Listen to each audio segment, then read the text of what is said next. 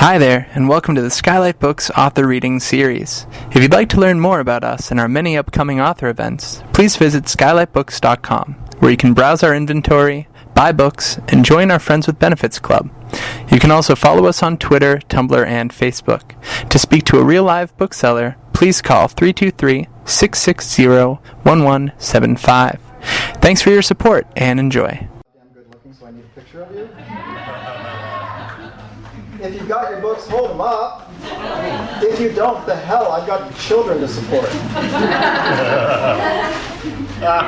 Aw, you guys are so pretty. Thank you. So, what do you want to talk about?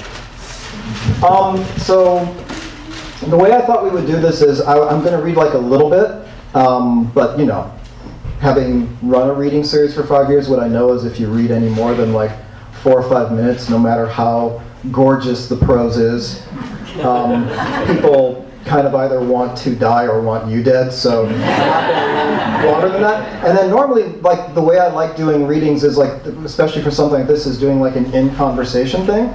But I've been to those and they get like super precious because it's just an author and another author and they talk about crap. So instead, we have a bunch of like writers, but also beloved friends who I love dearly, and they're just going to be like peppering me with all of their shit. So it's just going to be a free-for-all. And then, but you guys ask me stuff, everybody asks me stuff, and let's just hang out. I brought wine, I brought food. Now I guess I'm going to read to you from this book, which I've been kind of calling a very unexpected love story because it was unexpected to the characters in the story, and it was very unexpected to me when I started out writing it. And my wife can attest to this because it was a very different book when I began it than when I ended it. And it's taken a very interesting kind of circuitous route to the present story that it is. And I'm grateful that I had the good sense when I saw what was happening in the story to step back and just get out of their way and let them find each other the way that they did. So we'll probably talk more about this. I'm not going to bore the shit out of you right now, but the book came out of research I did for my first novel, Luminous. It actually arose out of a photograph that was taken by the woman who formed the basis of the character in The Luminist, of this young boy, this young black boy in 1868. He's dressed in this photo, which is in the Getty archives, and you can find it online if you look up Alamayou. You'll see this photo most likely. He's dressed the way a colonial English person would expect someone from Africa to be dressed. So they put teeth around his neck, he's holding a spear and a shield, and it's chilling, and it's depressing, and it's infuriating. But there's something about his face that he is at once so lonely, but also so resilient. And when I was writing The Luminist, I knew I just needed to find out who this kid was. And I put it aside until I finished. And when I went back, I discovered the following, which is the backdrop, the historical backdrop of the story. In 1868, the Emperor of Abyssinia, which is now Ethiopia, Tewedros, essentially brought forward a delegation from England because he wanted weapons. And Queen Victoria told him no. So he took that delegation hostage, and England responded in 1868 by invading, much the way we invaded Iraq. It was a mismatch, and the country was decimated. And the antiquities were taken from Abyssinia. They're still at the Royal Albert Museum, if you ever want to see them. Tewedros, in life, killed himself rather than being taken hostage. Alamayou's mother died on the trek back with the British Army. So by the time they reached the bay, and the edge of the world that Alamayou had known as a 10-year-old, everyone he knew was dead.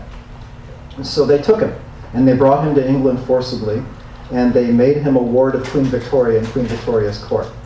And so the fact that this kid, at the time this photo was taken, had just gotten off of the ship, was the trigger point for the story, which has become a love story between Alamayou and a fictional character named Philip, who serves as his translator and his conduit to the English world. And then they discover that they love each other, but circumstances threaten to pull them apart. So that is the backdrop and the summary of the night language.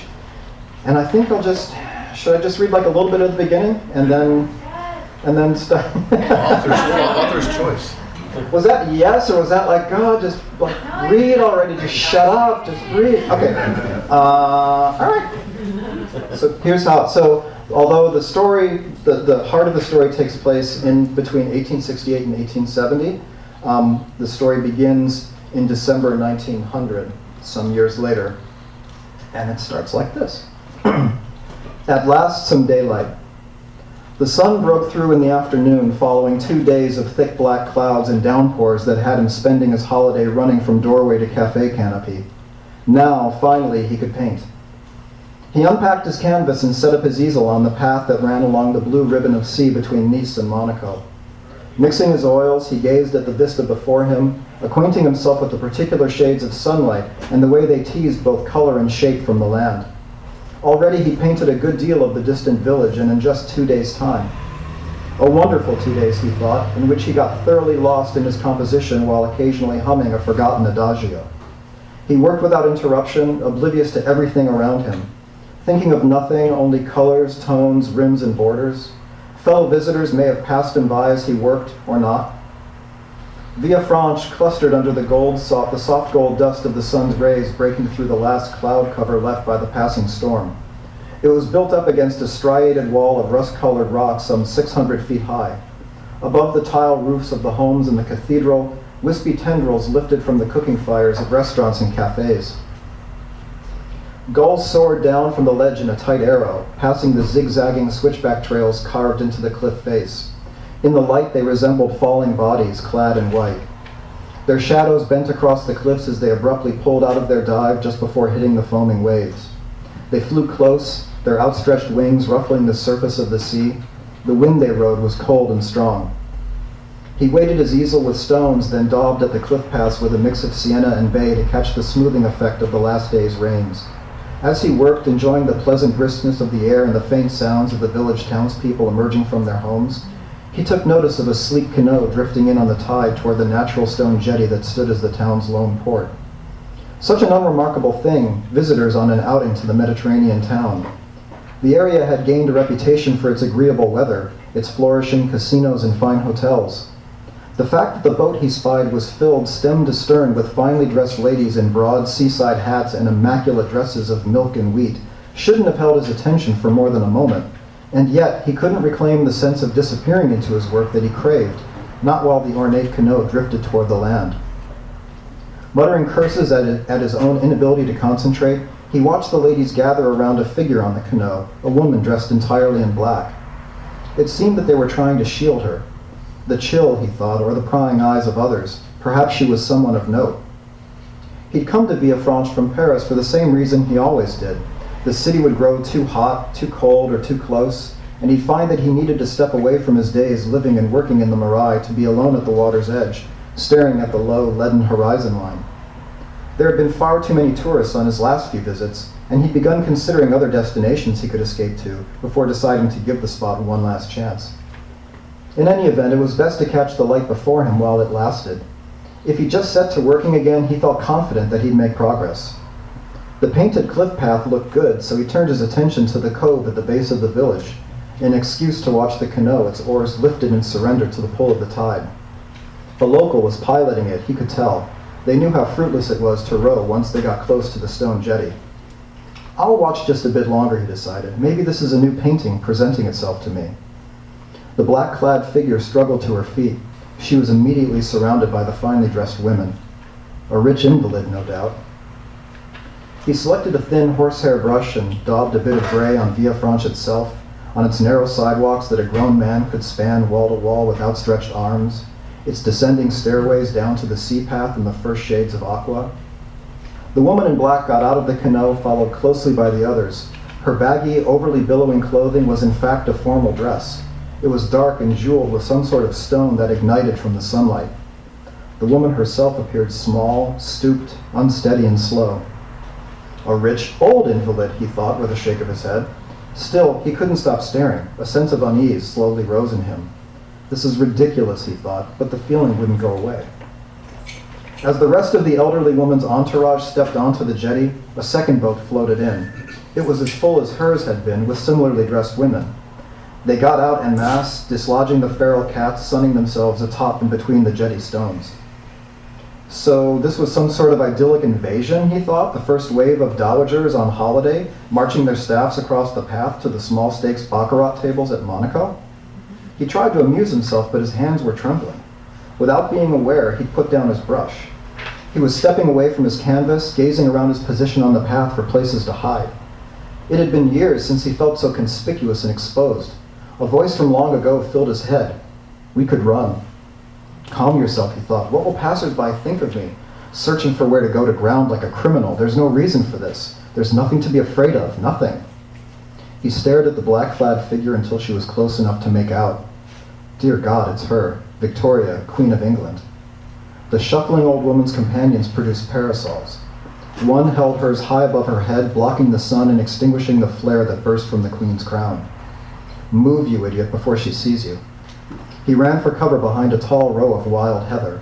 From there, he spied her no more than 20 feet away. Those few villagers out walking were now realizing who moved among them as if such a thing were normal. They bowed and curtsied and cheered her. God, how old she'd become, how ungraceful. Time, he thought, wins every argument. It was her daughter Louise who held the parasol up like a shield against the insistent sun. More than 30 years had passed since he'd last seen either of them at Windsor, and suddenly there they were, walking together in another country, and not 50 feet from him.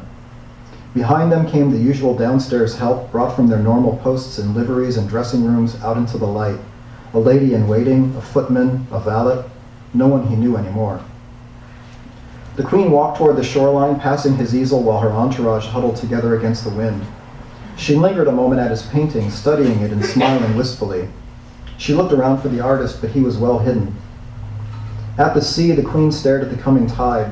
Clouds crept in from the south, covering the sun. The light dwindled.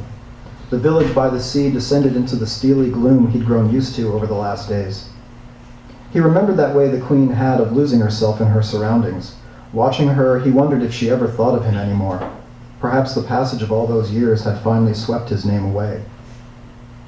Her time alone lasted 15 minutes, maybe longer. As the breeze grew bitter, Louise covered her mother's shoulders with an ermine wrap. The Queen leaned against her daughter for support. They returned together to the sea path. There the Queen paused again near the painting. Fleetingly, he thought he saw something alight in her expression, then it was gone, replaced by a familiar stony resolve. Are you well? He heard the princess ask. You look pale, mother. Perhaps we should return home. No. The Queen's voice was hushed and trembling. Let us have our holiday. We ought not allow the odd memory to ruin our time. Memory? Is something troubling you? No more than any day. Together they continued toward the path and soon to the crags of the jetty where their entourage split into two. The larger group clambered onto the waiting boats. The pilots pulled them away from land onto the swelling crests of the port current. The remaining few walked behind the Queen and princess. Every so often the Queen paused to rest. Her servant staff waited, heads bowed, for her to move again. Well, of course, he thought. She's old. Ill, maybe. Nothing and no one is forever. Feeling a pang for someone I haven't seen in 3 decades is sentimental and foolish. Any moment the Queen and princess would be so far away that they'd never see him, and he could emerge from his hiding place and pick up where he'd left off, carrying on as if nothing had happened. Yet he wanted to cry out to her to see if she'd turn around. Would she come back to him? What would she say? What would he? Your Majesty, you can't simply appear as if out of a cloud, rain down all that you carry that rightfully belongs to me, the names, the faces, the nights, only to leave while these memories invade me without regard for my life, to demand that I find a place for them? You can't. When she was merely a speck on the path alongside the light-dappled sea, he emerged from the hedge and told himself that it was time to go. There'd be no more painting, and it was useless to pretend otherwise. His focus and desire were gone. Tomorrow he'd get things sorted. Yes, he'd seen her true enough, and maybe some memories were dusting themselves off and presenting themselves, but that was all. Nothing had changed, it didn't matter. He could simply paint in the early morning, return to Paris on the evening train, arrive near dawn after a few hours' sleep, then unpack and resume the day's work and the next. The life he'd made was still there, waiting for him. He was in no danger of being revealed. He didn't hear the villagers' excited talk of glimpsing the Queen or the sea that had silently brought her. Only his panicking heart and long-ago words, ringing as clear as the bell at St. Paul. What is love in the end? Love is language. He packed his easel, then turned around on the path that led back to his villa and walked along the sea, trailing the queen until she came to a far dock near one of the fine hotels dotting the coastline. There she stopped again. In time, she gathered the strength to go back inside. By evening, she hadn't come out. It was over, this unexpected unearthing of old things from another far different life. All he had to do was leave. He took a seat on a rusted seaside bench and watched lights come up in the hotel windows. Over the course of the night, those lights extinguished. The storm clouds returned but didn't bring rain, only a covering that smothered the stars and took the light away. He could scarcely make out the contours of his hand held up to the sky. It was as if he'd been erased from the world. Somewhere inside, the queen slept. He wondered if the ghosts of her own past gathered around her as they did around him. When she departed in the bright morning, he was still there. For the next 3 days, he followed her through France. Thanks, you guys.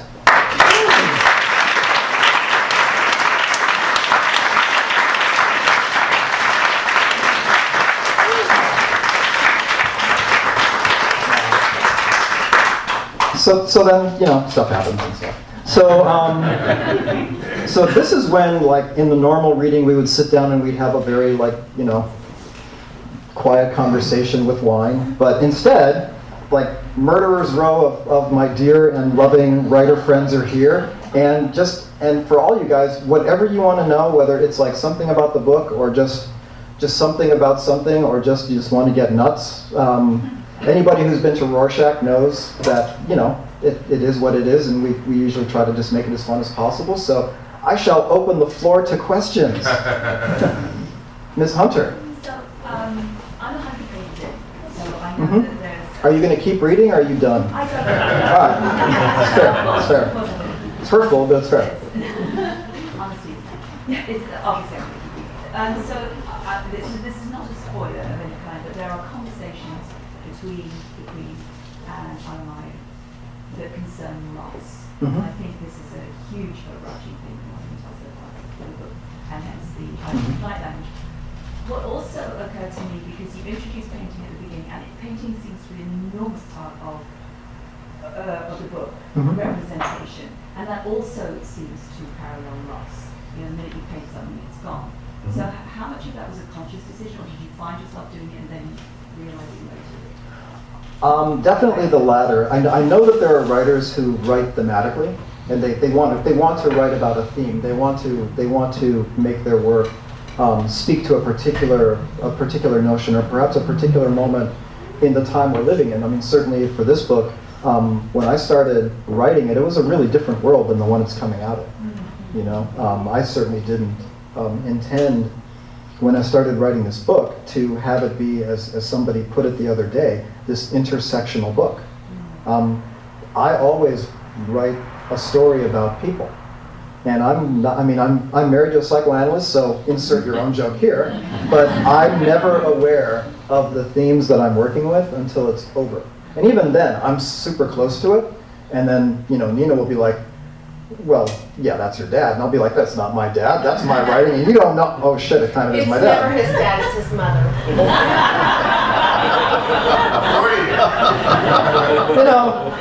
How dare you people laugh at the artist up here? No, it's true. I'm never really quite aware of what I'm working with, and so it was definitely not a conscious decision to have the characters express themselves in most directly and pertinently in silent ways.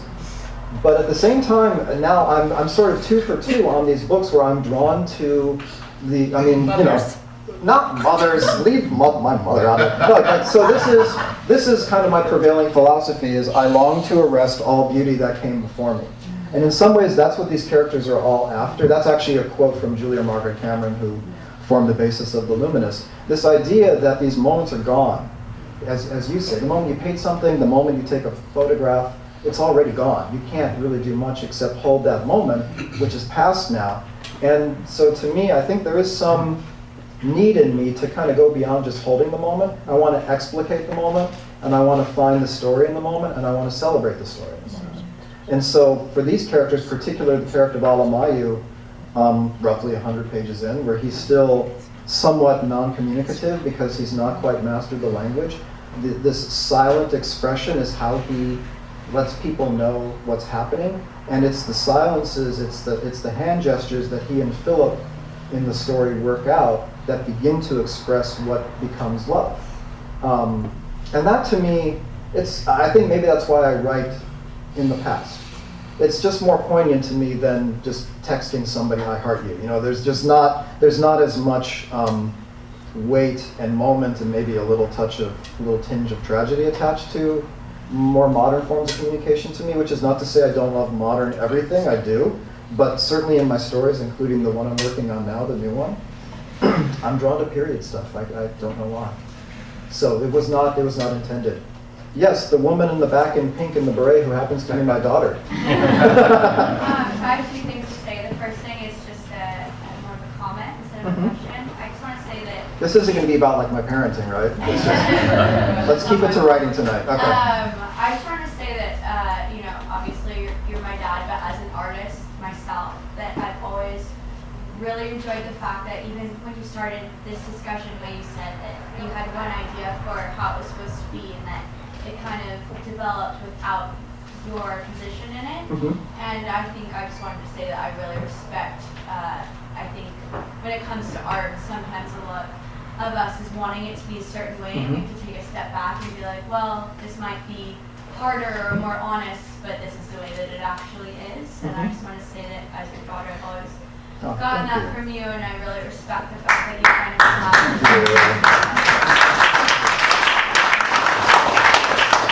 My second is a question. I know that you've been traveling and doing the book readings, and I was just wondering if there were any kind of funny stories that have happened along the way. I also know that you read with Lemony Snicket, who, when I was in first grade, my teacher came up to me and told me to stop emulating him so hard. So I just want to know what that was like, and if anything happened along the way. So he's a really interesting guy. And yes, and Why There Are Words, Sausalito, so if anybody has ever read with that series or has been to Sausalito, you know the crowd. The crowd is not you guys. It's not like a really like cool, diverse, fun crowd. It's Chardonnay sipping, older, relatively conservative white people. And so Daniel Handler, aka Lemony Snicket, at Why There Are Words, I followed him because we were alphabetical. And he's touring, and he read from his new novel, which is a very slim novella called All the Dirty Parts, which is written from the perspective, and so the preface to this is, as I mentioned, it's a different world that this book is coming into than the one I wrote in. The one I wrote in was kind of like, and maybe I was naive, it was the world I sort of hoped we were, with the president I was proud of, and, a celebration of inclusiveness and diversity as opposed to this nightmare shit that's going on right now. So I've always had this little question in my mind as to where will this book find home, kind of in our new world, beyond sort of our community, which I'm going to be lavishing you with tearful praise in a moment, but because of the fact that you guys are here and celebrating this with me, and I love you guys and I'm grateful. But the rest of the world we know is not necessarily that. So it's with this question that I kind of go out to different places now with this book. And so he went first. And All the Dirty Parts is a very slim novel written from the perspective of a teenage boy who is sex obsessed. He is Holden Caulfield with an internet porn addiction. And it was super graphic. Like I don't even want to talk about how graphic it was because there's like at least one little one in the room, but damn! And so, it's basic. We were about as close to the audience as I am to you right now, except it was a different audience. And so they were all like, Daniel Handler, I loved it. I read this book to my child. And then 3 sentences in, they were like, and everything just froze. And the more he read, the more they were like, And so basically, he read for like 8 minutes. He's like, and then the shot popped in her eye. Thanks everybody, and he got down. He's like, and now David Rocklin will read. And I'm like, and I get up, and I'm, the ink and everything else, and I get up and I'm like looking at everybody, and they're just kind of like, oh God. And like hands were sort of shaking, and the Chardonnay it looked like Jurassic Park. Started trembling. And so I just get up there and I say, So my book is a love story, and it's set in 19th century England, and it's a love story between two young black men who find each other in Queen Victoria's court, and this older white woman in the front row goes, "Oh, thank God." And I'm like, and for a second I was just like, and then I'm like, I found my people. And so Daniel Handler was kind enough to actually buy a copy of the book and sign it, and then I signed his, and in mine to his I wrote down, "Please open for me everywhere I go," because I look good. So that was like night number one. So all bets are off. Whatever's going to happen, I know it's going to happen. It should be interesting. Right, yes, sir, fellow Krog. I bought the book. Thank I you. haven't received it yet. Like, am I supposed to get it here or? Technically, Is it in my house? under the terms of the Skylight contract, if you haven't received it, you need to buy 10 right now. Oh, okay. Yeah. I knew this was a pyramid scheme. It was a pyramid scheme, yeah. Second question. All right. So speaking to the current climate politically, you and I were supposed to talk about this. I know. We interview, still need to do our podcast. But I'm just gonna throw it out there. All right, Yeah. So as a non-black, non-gay man, Mm-hmm. and in the era of right now where everything's cultural appropriation, eat Chinese food or on campus have sushi, like how do you feel as a writer? Like what do you feel about that kind of encroaching aspect of this or cultural appropriation? It's just as an opinion, not like, Right. not putting anything on. Just as like my opinion. Yeah. So I think that it's funny because obviously the question comes up. Like, okay, I mean, I've had the question put to me in various terms, Right. including what right do you have to write this story? And so I think when I hear other artists of different genres and different, milieux and different types address this question, I'm sometimes struck by the anger and the irritation they feel at getting the question. Right. And I think to myself, well, aren't you now the problem? Okay. Because you're getting you've crossed over into an area that culturally you don't belong to, and you're writing, and I trust artists' instincts to want to explore for the benefit of sharing and empathizing and building a bridge and understanding and connecting with, as opposed to appropriating and stealing and profiting off of. I like to think that my radar is decent enough that I can spot the difference between like a Rachel Dolezal and somebody who is simply writing a story about someone different than them, which frankly as a writer I hope I always get to do. But I think the answer to the question of like what right do you have is I have zero right. None. I have no God-given right, and if I thought I did, I am the problem. I'm Jewish, so I belong to a culture that has been victimized and appropriated from. But I'm also a white male, and I recognize that as I stand here, I stand in the shoes of somebody who culturally, historically, has appropriated more from anybody than anybody else. And so for me to feel like I have a right to anybody else's story that doesn't exactly fit me, I think would be not only sort of presumptuous, but patriarchal and the problem. So I don't have a right. What I have is like a desire and a curiosity and an empathy to break. I don't want to write or read any more about me. I know me. I live with me. Mostly uneasily, but I live with me. So, if everybody in here who are writers, we all get that cliche of write what you know, and hopefully we all get the good sense at some point to move away from that and start writing what you don't know, or writing what you don't want anyone to know, and really trying to get into more depthful places with your writing. Imagine if the instruction you were given is write what you are, and only write what you are, and do not write what you are not. Forget about there be no more interesting writing. I depend on artists to tell me about the worlds I don't know. If I don't know what a starry night looked like off the coast of a small village in Europe, I go to a museum and I look at a painting. And I depend on that artist to tell me what it was like, and by what it was like, not factual, but express to me what you felt.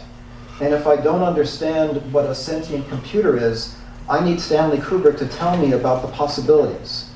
And if I don't know what a non-4/4 time song should be, I need Chris Squire to lay a bass line down so I can understand it. I need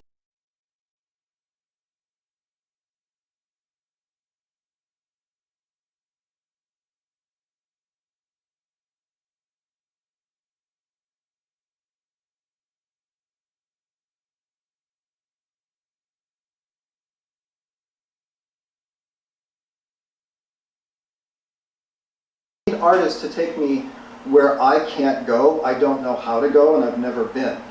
And so maybe what I do is in part from a desire to be that for somebody else, but also to understand it for myself, to learn about it, to experience it, and hopefully to present it in a way that allows all of us to see something that we haven't seen before and realize how different and yet how amazingly similar it is to us. But I hope to do it respectfully. I hope to do it accurately. I hope never to rely upon a cliche or a stereotype or some hoary piece of crap sensibility that comes from some place that is patriarchal and domineering and appropriating. And I know, like, in my heart why I'm doing it, and so the best thing I can ever hope for is somebody opens this book and they see in it why I really needed to write it. And maybe we're all just human, right? Yeah, exactly. No That's a one great said answer, to thank you. Euripides, you can't write Lysistrata. Don't go over my head like that. No one said to whoever wrote Memoirs of a Geisha, oh, I'm sorry, you're a man, you can't write about that. Right. Yes, they have actually. Yeah, Well, they have, but they're... yeah, and I have a feeling like if that book came out within the last 2 years, he would be in Right, that I'm just saying, conversation. let's speak to the current climate. Right. Yeah, I think that's right. I mean, yeah, but I think your question kind of went beyond that into areas like trigger warnings and safe spaces in college, and that's a whole other conversation. And you know, there are folks. No, I just wanted to know, like, were you getting any guff, basically? Yeah. And how would you respond to it? Right. And you responded to it. Just, Oh, thank you. And it was a great answer. So. Oh, thank you, sir. I appreciate that. I'll get to you again. Yeah, well, I guess his question made me think of another question. So, as somebody that is a writer, that I'm a musician, but I came from poetry, and for me, like when you talk about like writing what you know, for me, I always do write about myself. So I was just wondering more on the technical aspect of it, like how did you get yourself into be somebody else's perspective, especially when some of these characters are historical, like real people that existed? Like what was the research that went into that? Because for me, like I try to put myself in different perspectives, but I find that it always comes off a bit contrived. Right. So like I write who I am because there's nobody that knows myself better than I do. So Except maybe your parents. But what did you do when it came to some of the historical characters, like to really get that? Yeah, I think besides just like a year and a half of research, that doesn't help you. That helps you understand the world they're standing in. But what it really comes down to for me is, at a certain point, I have to feel that these are not characters I'm talking about, but people I know. And so I have to spend enough time with them that it feels not like a story I've made up, but something I'm remembering that happened to me a long time ago. And that's why it developed into you stepping away and saying, what would these characters do? Yeah, I mean, and there are so many writers in this audience, and I don't know if people have the same experience, but the thing that always fills me with fear when I'm starting something brand new is outlining it, and then starting it, and then finishing it, and realizing that I got to the end of it, and I never deviated from the outline. I promise you it's dead on the page, it's not worth anything, and I'll toss it. If it doesn't change, if it doesn't surprise you, it would be like the equivalent of like one of newer writers that I've come to know and I'm just getting to know is Jess right there. We don't know each other very well, we've maybe spoken like a couple of times. So how obnoxious would it be for me to say, based upon 10 minutes of conversation and some emails, I can predict what our friendship will be 5 years from now? There's no way. You know, you don't know where something's going to go until you spend the time, until you are experiencing it over time. Same thing with characters. You know, until if what you thought they were going to do is exactly the same at the very end of a 300-page book, which takes you 2 years, as it was at the beginning when all you had is a rough outline, those characters never came to life. If they start suggesting to you in their insidious ways that, hey, you know that plot point that you thought I was going to get to by page 100, by now you must know I wouldn't do that. That's not who I am. Now something's happening. Now it's cool. So, you know, it's not so much that this is going to sound so touchy-feely, it's obnoxious, I want to slap myself, but it's not that I'm doing anything to like create these characters that are different from me. I'm giving them room to express themselves based upon who they are in relation to their world, and they're kind of telling me what they would do. and I'll just get out of the way. Sir. Yeah, well, so my book did come with me. I finished it. Oh. It is not a piece of cultural appropriation, I will say that. It's a work of art, so. Thank you. The question I have is a little more specific, and it's, was there anything in the, what you know about Queen Victoria that would support her being such a sympathetic character? I never thought of her as being, I'm just saying, it's really incredible to write a novel where Queen Victoria is somewhat so warm, full of soul and love and heart, you know? I mean, it's amazing. Yeah, I mean, Queen Victoria in life was a colonialist. She was a thief of culture. She was a continent destroyer. She was a horrible mom. I mean, her kids never saw her except by appointment. She was cold and distant and severe. And at the same time, Alamayou, the character in life, died when he was 17 of pleurisy. And that his story particularly, I mean, when I'm starting to write something, it's almost always because something visual has collided with something factual in my brain. It happened in The Luminous, where I saw the images that Julia Margaret Cameron created, and then I found out she lost a child at birth. The collision of the image and the fact is where the story came from. In the night language, the image of Alamayou in life as a child that I described collided with the fact that he died at 17, and what came out of it was a need on my part to write for him a life that he never got to live. And so that, to me, of course, is a love story. And so in my writerly brain, which pretty much makes me feel like I'll change stuff. I felt like the life that he escaped in the novel was bad enough. And so I felt like I needed some outward manifestation of his ability through just sheer force of will and force of the love that he had to carve the life for him that he needed to have finally. And that meant bringing a very, very distant, cold, powerful matriarch over to his side. And when that started happening on the page, even though that's historically not at all the case, she had a menagerie let's just be honest, she had a menagerie of dark-skinned children that she maintained for appearance purposes.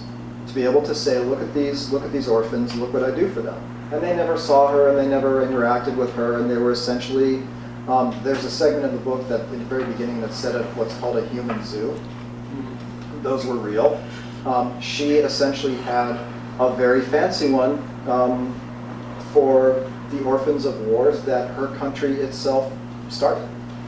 But again, what I needed was an externalization of Alamayou's ability through just the force of his good, scared heart to craft a life for himself, and she became that externalization. But yeah, she's certainly not accurate. You tied it into Albert, though, the relationship. Yes, the fact that she missed him. Yeah. Because I like to think that there was some humanity in her, and she did. She never got over him. I mean, Windsor and Buckingham House, all those places were kept in a constant state of mourning until her own death. She never, despite her dalliances with Mr. Brown, that have been kind of recounted in film, she never, in public, went outside of what they called the widow's weave. She was always in black. She made everything in the castle black. She maintained her staff in a constant period of mourning. She never let it go, publicly. But I like to think in her private moments there was actually a beating heart in there somewhere, and that's what I tried to do. Yes, ma'am. I have a question. Okay. You're on a deserted island. And you're either stuck with the Fountainhead or the 50 Shades of Grey trilogy. You also have plenty of firewood. That was going to be my answer. What else? I have plenty of firewood, so I can't burn any of them.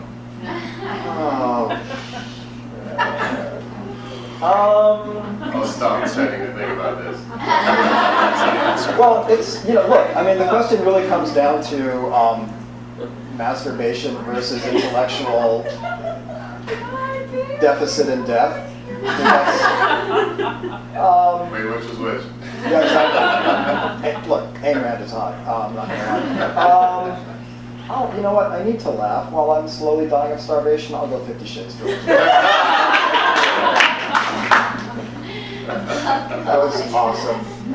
There's got to be a way to pay you back for that somehow. What else can I tell you guys before I just let you loose on the craft table? Yes, ma'am. You said new book. What's your new book about? I mean, I know that we're here for this book, but also, like, how are you balancing writing this new book with all the things you are doing?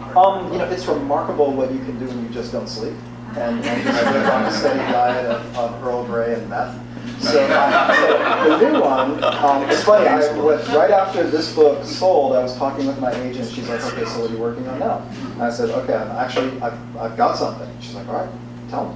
Because this was, as I think I may have mentioned, the question for this one was always, who is the audience for this book? And I kind of always believe that the audience is just somebody who feels that love is a universal experience, and that the kind of love that sacrifices in the name of itself is something that I hope people can relate to. But still, it was a question of finding a home for it. And my publisher, Tyson and Julia, they've been amazing to me in giving this and other writers in this room a home for fiction that doesn't involve girls on trains and girls who are gone.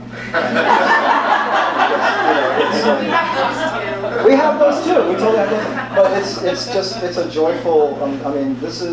This is a home. I mean, these people they have my back, and it's just been pure joy. But so when I talked to my agent, she's like, all right, tell me what you're working on next. And I said, okay, you ready? She's like, yeah. I'm like, okay. It's a love story. She's like, I'm in. And it's set against the accidental discovery of the electroencephalogram. And that was exactly what happened on the phone. And then there was this sort of uncomfortable quiet. And then she's like, can you just not do one goddamn thing for me? Can you just not do... And I said, no, it's because it involves war, love, near-death experience, and the mysterious transmission of a spontaneously outcried, terrified scream across great distance so that somebody else hears it in their mind and knows at that moment that someone is about to die. And then the white whale-like search for where in the brain that happened. And of course, once again, that's a love story. So it's the working title is The Electric Love Song of Fleischerberger. And it's, I don't know why you're cluttering that. That's my favorite title. That's your favorite title? You don't like the night language? I mean, besides. What's wrong with the night language? Can we change the cover really fast to the electric language of the night or something? And it's right now, it's stupid long as I write it. I handwrite my first drafts. I wish I knew how not to, but I don't, so I handwrite the first draft, and right now it is entering its 8th legal pad, and that's like the first, somewhere between the first third and the first half. Excellent. So there'll be some revision. But I think it's going to be kind of I'm sort of enjoying it. It's a little bit of a lighter tone. It's a little bit garpish, and it's really just this weird, it's going to be a love story, but it's this weird story about this young man who has a near-death experience, turn of the century Germany in the army, and it's heard 100 miles away, and his previous directionlessness gives way to, I have to find out how that happened, and through that search finds himself in everything from World War I to concentration camps, and the rarefied society strata of Berlin, and the Weimar silent film era in Germany, and love. So, in other words, I'm working with a small palette once again. Yes, ma'am. So I teach creative writing, Mm-hmm. and 3 out of 8 of my students are lawyers. I'm so sorry. Yes. And their complaints are that they don't have time, and that they can't separate their sort of lawyer mind and life from their writing life. And Yeah. I said, well, I know someone who does that perfectly. So what can I tell them? Because I feel totally helpless in Right. trying to help them figure out how to manage. Right. So the first thing I would say is, babe, did you hear that? Perfectly. I just want to make sure. You're coming to Thanksgiving, so yeah, good. So I mean, there are flaws. we'll continue this conversation. There are. Yeah. How does it? So, kind of like a semi-serious answer, I guess. So, like out of law school, I kind of, and actually, right here in the front row is someone I went to law school with, who I've known for forever, and he also escaped the law school legal way of life. So, at a certain point, I looked down the road at what a legal background and being an attorney, which I am, would bring me. And what I saw was not so much the money or the ability to do stuff. I saw the inability to do stuff. I saw the inability to write and to kind of live the life that I wanted to live. So at a certain point, I kind of made a decision that if you're lucky enough, as we are as writers, and to find that one thing that you sort of feel like this is what I'm supposed to be doing. And like for me, I think we've talked about this when I'm writing. I'm not a religious person. I'm very proud to be Jewish, but I was raised by atheist wolves, and so that's what I am. But so I don't know what prayer is or does or why anybody does it, but I do know that when I'm writing, there are times when I get to that moment where it just feels like, well, this must be what it feels like, where you're sort of kind of in touch with something that's not you, that's beyond you. And I realized I need to protect that. If that's how I feel and if I've found this thing, I've got to protect that in some way. So what I think I'm going to do, which is stupid, is I'm going to structure my entire life around the protection of this thing. And if I do something professionally or in a relationship and it in any way, shape, or form impinges upon my ability to do this thing, it's out. And so that took care of any idea to go to a law firm. There's just no way. One of my dear friends who is an attorney in LA can attest. You're there. I mean, when you're in a law firm, it's your life, and there's no way to write. So could I make more money for my family? Yeah. I can make the money for the family. And she does, dude. She outstrips me by a lot, and it's awesome. I just lay at home and just pop chocolate. But so I just at a certain point I'm like I can't. So what I do, I mean, there are friends of mine from work. It's busy enough to do all the things that we do, but there's still the ability to have some reservoir of energy to write. So it's not like I'm doing something super secret to balance it. It's that I just simply insist that there are lines beyond which I won't go. And if that means like a professional sacrifice, done. Because I can sacrifice the cachet of a law firm or the cachet of being like a partner at a law firm because I get to do this. So to me, it's but it's also will. I mean, it's just like, it's really hard and I don't have the time. No, what you don't have is the desire and the relentlessness. And that's beyond your legal career is keeping you busy. That's something completely different. That's just, you need to ask yourself if you are up for this. You teach. You're exhausted. You're grading papers. There are demands on your time. There are emotional pressures that I wouldn't wish on anybody. You also have generated a gorgeous novel and you're an amazing writer. How do you do that? Because you're balancing something? No, because you're relentless. And I know that about you and I know that about you guys. That's why, there's no magic to it. We just simply don't take no or I'm tired for an answer. We just don't know how to do it.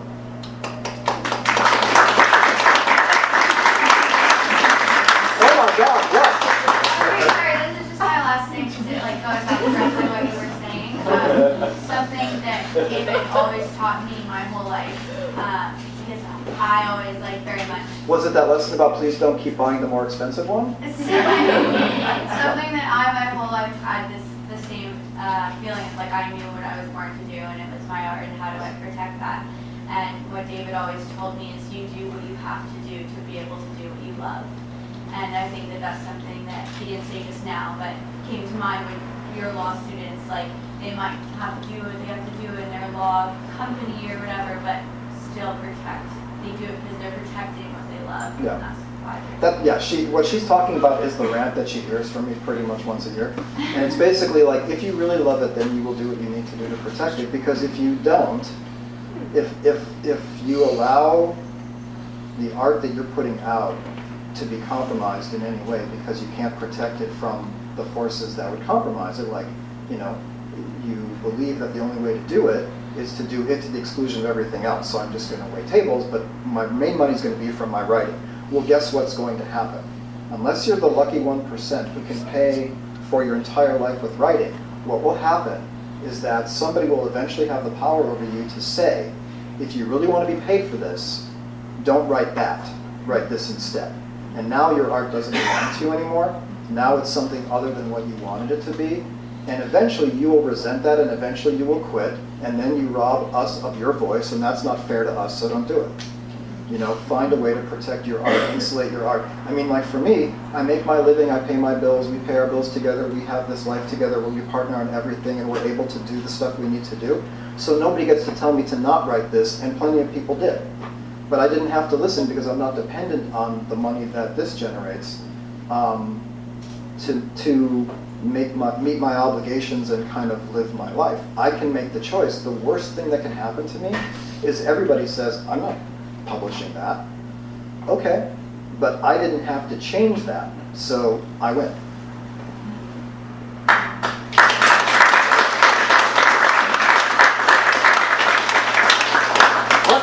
What else? Yes, ma'am. I know you said you don't want to write about yourself, but in this hate book, me. did you find pieces of yourself anyway? It's all, I mean, right now there's this gorgeous woman sitting in the front row who's dying to answer this for me. Dying to answer this for me. So again, I never write thematically. I always Only the parts about his mother. she's really not. She's really just not in here. But I mean, there's always something in me that's going to be in there, and it's going to be really beyond my recognition until maybe it's all over and I go, oh, that's kind of me. But yeah, as I go back through it, I'm in there, in just really weird, buried, veiled ways. Are you not going to tell us? But it's this weird dichotomy that I feel about my writing, in that I'll probably never kind of go, page 56, third paragraph, that's me. But what I will say is that, and I think for the people who know me and, who I love and care about in the writing community and my family and just my friends,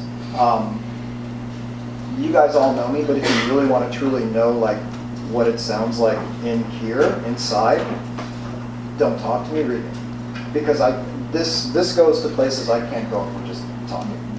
You know what I mean? I'm like, I'm a monosyllabic guy. So, it's like, I can't this is me. This is just me trying to figure me out orally. Who the hell wants to hear that? So, but I'm in here. I'm in here. Did you get a tour of Buckingham Palace? No, I haven't been to London yet. I've never been to England. It's all research. Yeah, it's all research. Did you do virtual sites, or how did you go about doing that? Yeah. That's And awesome. I actually had a really wonderful correspondence with the Royal Albert Museum. So they kind of gave me an online virtual tour so I could really see things up close and just get more of a tactile sense of things. But I'm 2 for 2 in writing about places that I've never been to, with between the Luminist and this. And every time I kind of feel like, I'm totally going to get something wrong, and I'm sure in some ways I might have. But I also tend to think that it's always a little challenging to write about places that sort of don't exist anymore. Sri Lanka exists, Ceylon doesn't. England exists, but 19th century Victorian England kind of doesn't, and Abyssinia sure as hell doesn't. So I try to, you can kind of sacrifice a book on the altar of research if you're not careful. You can just research forever. I tend to research, to understand setting, but setting, there's this wonderful quote by a writer named Anne Enright, that all description is an opinion of the world. And that's really how I approach research and writing. you know, if and this is kind of a writing exercise that I do sometimes. If I take two people here and I just say, take 5 sentences and describe this room, just physically describe it. But I tell one of them, you've been here before, and the last time you were here, you saw a copy of your novel that you worked really hard on the table. It was there to be sold. And then I just tell both of them, now, just physically describe the room. Don't get flowery, don't talk about anything other than the room. One person's going to give you a physical description, the other person's going to give you emotional context. They're going to say, this room is bright, this room feels hopeful, this room just makes me feel so good. And why is it different? Because one is a description, one is a description from the context that the person brings to that place. So I try to keep the research always through the eyes of the characters who are living it. If I live in Abyssinia and I'm the emperor versus a slave, my experience of the country is very different, and I'm going to be describing everything down to the tip of a spear and a tent and, you know, a plateau of mountains very different, because the way I relate to the world is completely different. So that's, my research stops at a certain point when I learn a little bit about the times I'm writing in, and then it just simply goes very much through the eyes of the characters. And do you ever feel like you take off, or do you go back to research things as you find yourself in a new scene? I usually am like back into research page by page. Yeah. Because, you know, somebody gets out of the house on Frith that they rented, and they need to get someplace, and I'm like, oh, how are they getting there? Are they walking? Is it walkable? What kind of a carriage would they take? How much money what money would they pay? How much would it cost? How many horses would be on it? What does it look like? So I'll stop and I'll just try to figure out what that might look like until I can visualize it as if it's happening to me and not just something I'm writing about. Mm-hmm. So it's very stop and start. Yes, sir. 2 questions. Do you think the King's song about Victoria is inaccurate after your research? Thoroughly. Okay. The real question is, you said your turning point is when you make characters people you know, so you're kind of remembering. Yeah. Is there a secret to how you do that? Do you just let it marinate? Do you Yeah. do it when you sleep? Time and writing and rewriting. You know, I mean, the rewriting for me is getting to know them. That's why, and maybe I'm just a little more mercenary about this sort of thing, but I kind of don't care if I throw away 3 or 4 drafts of a book. You know, I've thrown away thousands of pages, and it doesn't bother me because it's just simply my process of getting to know them, and the story doesn't really begin until I feel like I'm more comfortable with them as people.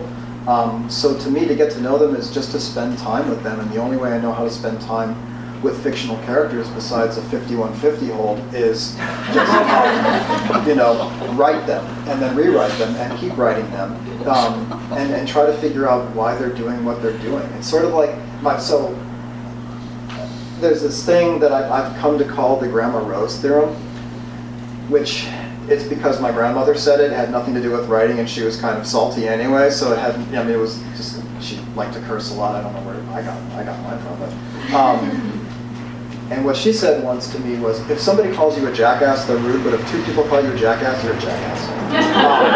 And it occurred to me very quickly, oh my God, that's writing feedback. If more than one person looks at something you've written, and whether they're saying the same thing about it or not, they're all kind of looking at the same thing, and it's communicating to them in a way you didn't intend, and it's all focused on the same area, you've got a decision to make. I mean, you may not agree with the criticism, but obviously the way you thought it was communicating and the way it is communicating are different, so you need to make a decision now. So to me, when I start seeing the same traits of these characters pop up draft after draft, I realize, oh, I'm getting to know them. This is sticking. Other things are dropping off, other things are changing. Like the light turns yellow and they're blowing through it this time instead of pausing because they don't seem to be as careful as they were 2 drafts ago. But certain things are staying. And that to me is, you know, it's sort of like you're beginning to get to know this friend. You kind of can predict how they would see things. You're spending time with them. So for me, it's just writing and writing and writing and more writing. I'm so sorry. That's okay. You're awesome. So I remember for the Luminous, you had a dedication to Starbucks because you Yeah. read the majority of the novel there. Now I can't write in Starbucks anymore. Okay, that was my question. So, Yeah, like, I don't know. did you drink a lot of chai tea lattes this I've time stopped around, drinking chai. Or what's the deal? Yeah, now my Like, jam is matcha green tea latte Okay, I'm with right maybe a there little bit of with extra sweetening, just because I have the Yeah, palate of a 5-year-old me boy. too. Also, Starbucks has really bomb chai tea or matcha latte. They do. I love them. But so, why are you not some, writing it? I honestly I don't know why, but something happened. So the Luminous was almost exclusively written in Starbucks to the point where I actually thanked them the acknowledgements, which is really just sort of sad. And it was not done so I'd be like, oh, I hope Starbucks carries it. No, I just really wanted to say thank you guys. I've been sitting in your store for 2 years now. But for some reason, this one, I couldn't concentrate. This one I had to write at home, like when it was quiet. And I don't know. Yeah, I don't know why. I think just some switch just switched to a different setting. And it seems to be the case for the new one too. I need to be a little bit more in a quiet space with it than in a kind of a boisterous space. But for me, by far, hands down, the best place to write is on an airplane. Just when do we ever get a block of time like that to just simply sit and write and put headphones on? The only time I didn't, so this is like my airplane story. The only time I just wasted a flight was I got on board, and normally like my thing is like even before we take off, I put the tray down and I put all my writing out. It's just my way of saying, do not talk to me. Yeah. Don't start a conversation with me. See all the work I have to do, and that's my way of like repelling the people in my row from trying to go first flight. I don't want to do that. So this one flight, this young woman sits next to me who's very attractive, and then next to her on the aisle is this older woman, maybe 70-ish or so. And she takes out knitting, literally, and she's knitting. So I'm just like, okay, here I am in my corner writing, not paying attention to you guys. And I can see them sort of looking over, and the question of, what are you working on? Is about to come out, but I'm just like resolutely like this. And so eventually they turn to each other. And I hear them talking, and the young woman asks the older woman, what do you do? And she's like, oh, I am the president of a knitting club. We literally travel the country to knitting museums, and we discover stitches that have fallen out of favor, and we try to recreate patterns from history. And I'm working on it, and I'm just sitting there going, oh my God. And then the woman says, and what do you do? And she's like, oh, well, I just finished my first film. And the older woman's like, oh my God, that's wonderful. Is it coming to theater? She's like, I'm not sure, it's porn. And at that point, I'm kind of like, pen down. Normally I don't conversation jump, but I really need to know where this is going. And so by the time we landed, the young woman had gotten contact information for the older woman, because the older woman was going to knit her a blanket because it's cold on the set, and she's naked. And I was like, anybody can talk to anybody. This is the coolest thing ever. But most of the time, it's my airplane. Why did I even talk about that? Airplanes are like the best place to go. Yeah. You're my child. Why the fuck am I talking about that? I've gotten through the whole thing without one goddamn Angela Lansbury comment from you two. No! We're out of time. You guys. You're doing more readings. What's that? You're doing more readings. So I'll just say one thing right now. I don't hate her. There's this running thing about Angela Lansbury between Ashley, Seth, and I. I don't hate her. I just don't care about her. See, these two, we all. That's irrelevant. No, look at these two. They're like the quintessential, like hip, urban, writer, cool couple. The only thing they want to do is stay home and watch Murder, She Wrote marathon and post pictures of their cat chewing. That's all they do. Don't either. When you guys posted a picture of the book, you posted it next to a picture of Angela Lansbury. That's how deep this goes. That might be By the way, it's Dame Angela Lansbury. Have you been writing? What would Queen Victoria think of David? She'd be afraid of her because Angela Lansbury, she was the killer. Everybody knows this. In Murder, She Wrote, she murdered all those people. There's too many deaths in that town. There's too many deaths. That town's got like 300 people and 400 murders. There's something. a very busy writer Yes. and extracurricular. Yes, just, you know. Yeah, but you always had to wonder what the odds were, right? Right? That always bothered me about Yeah. the show. She's traveling around the country ostensibly. She was And Miss murder- Marple. People Murder keep getting murdered around her. follows her. Yeah, Exactly. like hundreds. She's Miss Right? Marple. I liked it. I was like, that's like I sort of I picture liked like one day she'll get caught because some young kid's going to run out of the house after she tried to drill his skull like Dahmer style, and then she'll finally be caught and there'll be body parts in her freezer, and I will be very happy that day, and I will call you guys immediately. My mom and I used to watch that show when I was like 5. No, see, we're so off topic now, you guys. Hey, how about the Outlanders? Hey, thank you. Thank you guys so much for coming out, for being amazing, for being a part of this larger literary community. Tyson, Julia, thank you guys so much. I love you guys. Come to Rorschach, but whatever you guys do, you know, these are weird times, both from a writing perspective, but also just from an art perspective and a political perspective and a life perspective. Just continue to do what I see you guys doing every single day, which is be there for each other, and let me know how I can help. And I love you guys. Thanks for coming. Eat and drink. Bye-bye.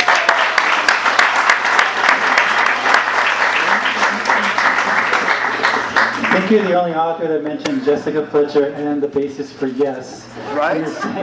It's an eclectic evening. Please buy the book at the front counter. You've been listening to the Skylight Books Author Reading Series. Don't forget that you can listen to this and all of our other great podcasts at skylightbooks.com. Today's music was provided by Young Jesus. You can check them out at youngjesus.bandcamp.com. Thanks again for stopping by, and we hope to see you soon.